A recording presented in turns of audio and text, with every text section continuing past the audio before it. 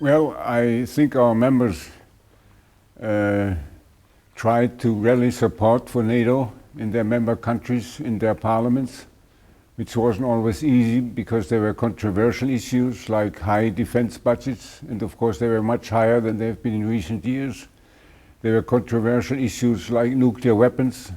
The famous double-track decision is one example, and they took a stand on these issues and helped NATO gain and maintain popular and parliamentary support.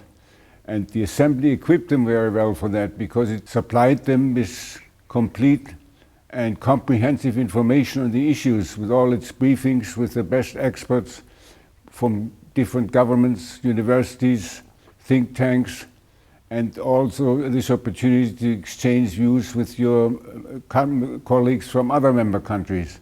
So I think we went well equipped into these debates we had to lead at home. Well, the best example is, of course, the double-track decision. That was a acrimonious and bitter fight in many countries, and we were close to a major diplomatic defeat of the West if in some countries the opposition would have been so strong that governments would have had to go back on their commitment to deploy, which didn't happen, and which I think therefore was an important step towards the end of the Cold War.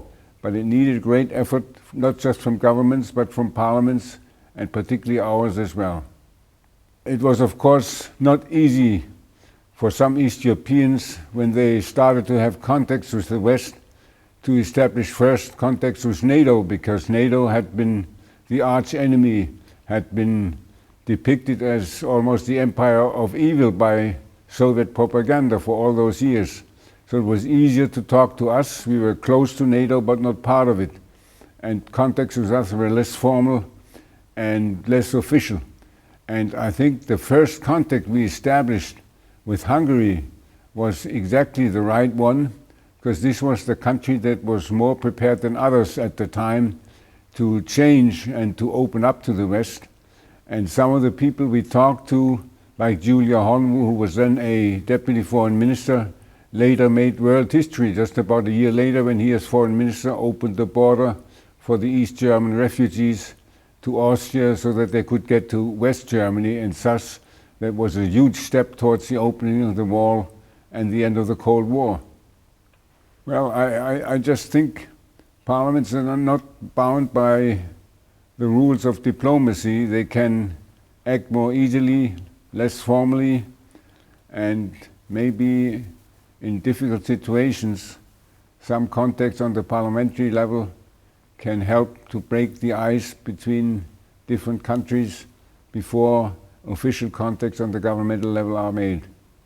I think it has been a huge success story. The original aim, as defined by the first Secretary General, Lord Ismay, to keep the Russians out, the Americans in, and the Germans down, has been achieved.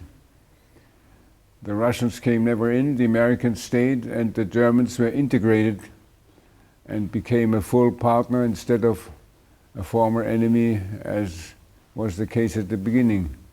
So I think it's a happy story, and in view of recent events, it needs to be prolonged, because there are still new challenges that NATO needs to face, and therefore it needs to keep together.